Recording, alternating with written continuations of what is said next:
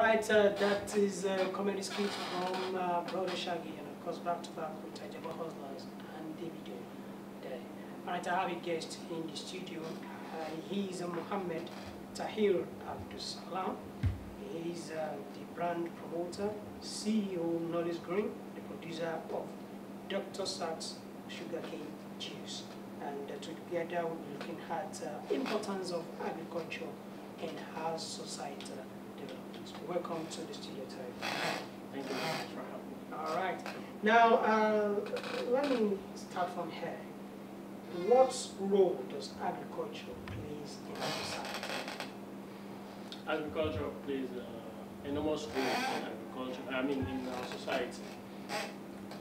First, before we can be healthy, we need good food. If we're thinking of going to a hospital, even the medical doctor that will treat us needs to be fed. Now, agriculture has played a vital role from our clothing to some major things that we consume, even in pharmaceuticals, in name them, almost all ramifications of life. Agriculture has proven to be very, very relevant. In thriving economies, agriculture is the mainstay. Okay. Now, how will you rate the involvement of the society itself in agriculture? Well, localizing the issue.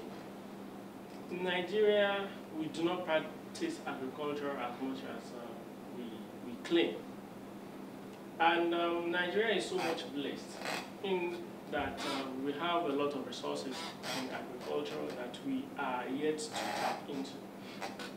Let's take, for instance, there are some countries that have only few commodities that can be produced agriculturally. But in Nigeria, if I start naming all the agricultural commodities we have, we will not exhaust the list. Now, when the youth are coming out to say they're doing agriculture, they're just doing farming. And agriculture is a cut across all sectors. It's a cut across all generations. It's a cut across in the economy. Agriculture, let me amaze you a bit. Do you know this is a product of agriculture? Yeah. Are you aware that wood is a product of agriculture? Now, if the chemicals we use for drugs, the agricultural value chain. If, for instance, if we were to manufacture drugs, we're going to need ethanol, whether we like it or not. This is gotten from cassava. We get them from yam, and a lot of other agricultural produce as well. There are a lot of value chain that are yet to be tapped into in agriculture in Nigeria. Okay. Now, let's look at some of the crops that we can see Nigeria is actually doing well in its production.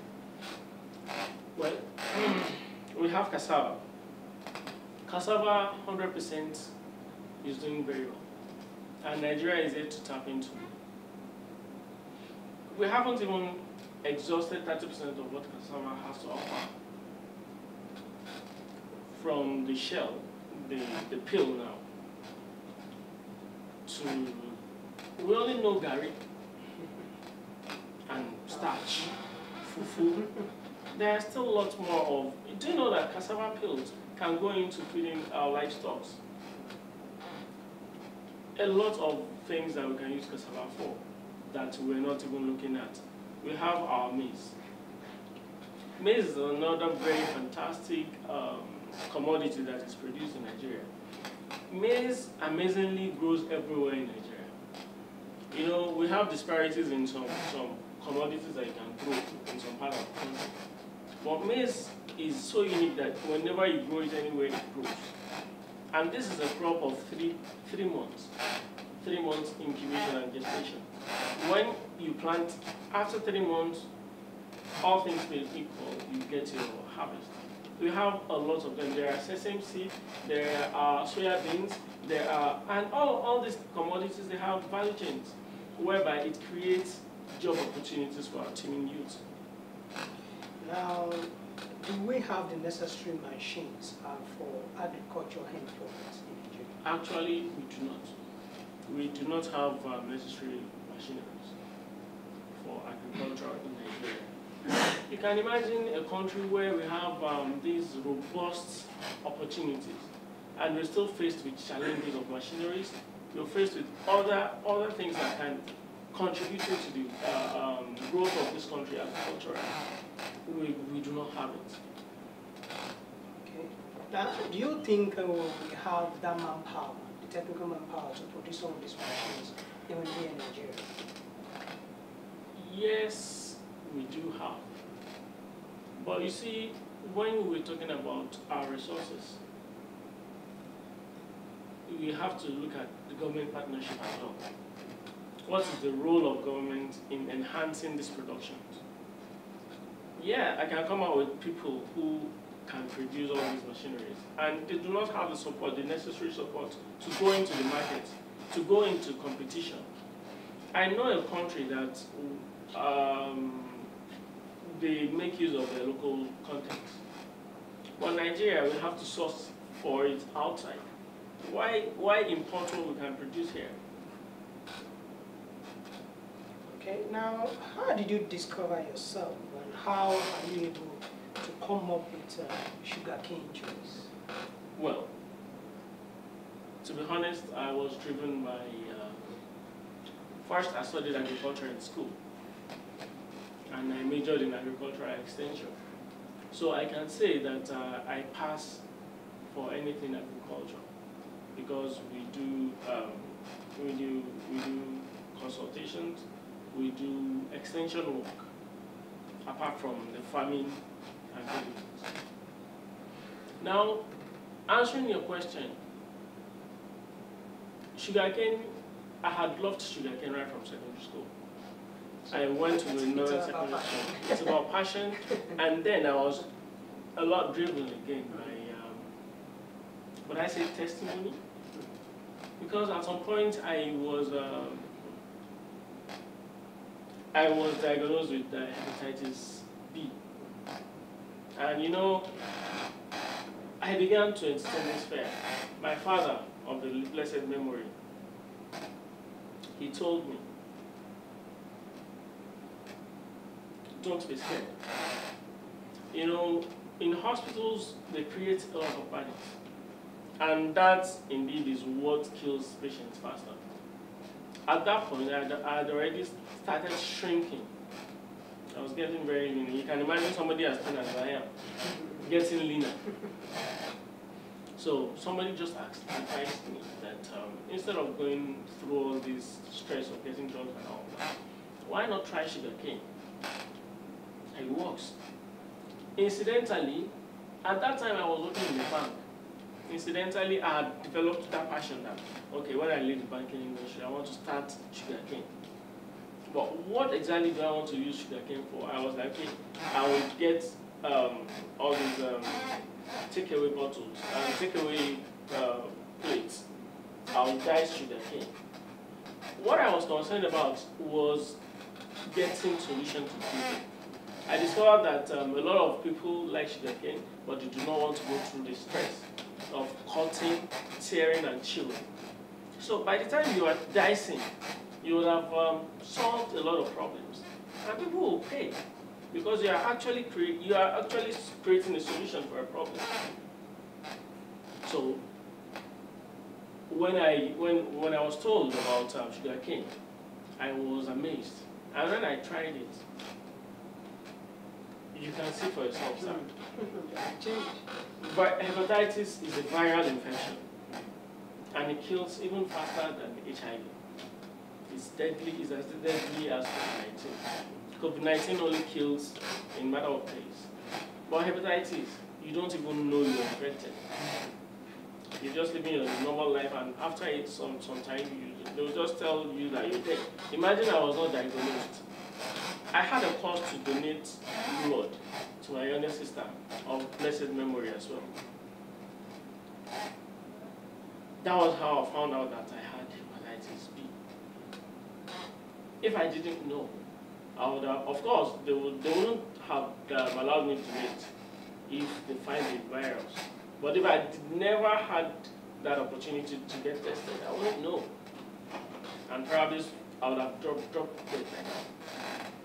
So sugarcane, because of its medicinal value, I got extremely attached into the production and creating solution out of that. Okay, all right.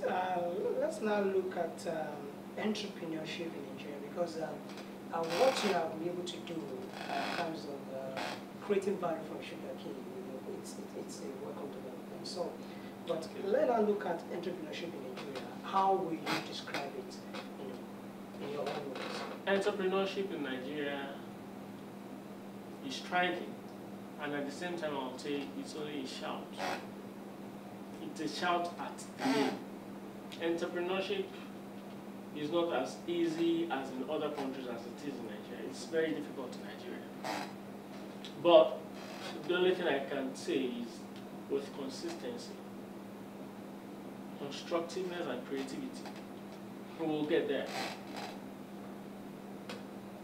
Okay, so as an entrepreneur, of course, young, old entrepreneur, so what would be your advice to all aspiring entrepreneurs and also the youths out there, even as we hope for a better Nigeria? Well, when it comes to the youth, I'll say we have two types of youth, particularly coming out of the trended issue of NSAS. We have the good youth and the bad youth. Now, my target is to the youth in general. There are a lot of things we can do constructively with our hands, with our time. Nigeria is so blessed that the moment we pick one thing and do, we're able to transform it into something else, something beautiful, something amazing, where other Nigerians will see and admire. They begin to pay for your services. So we do not need to go into vices. We do not need to go into destruction of properties. You can imagine somebody going to ShopRite that is not even owned by the government, that everybody is angry with. It is you and I that are working in ShopRite. We work in the bank that people go. Why then do we need to cause more havoc? If we really sit down and think, in Lagos already, the backlash is already there. People are unable to get normal transportation because they burnt the BRT buses. The chief and the senators will not come and board the BRT buses. It is us by ourselves that will go there. So I would advise our teaming youths to embrace entrepreneurship with total commitment and creativity.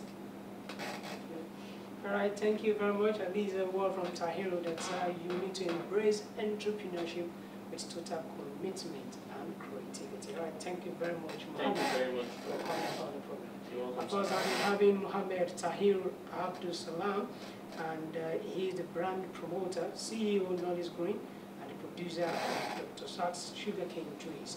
And of course, I'll be able to look at the importance of agriculture in a societal development. And of course, that juice is, as he has able to pinpoint, is something that is much more medicinal when it comes to sugarcane, and it has a lot of things to actually do with every one of us. All right, let's go for another musical break, and when we come back, it will be time for us to have our viewers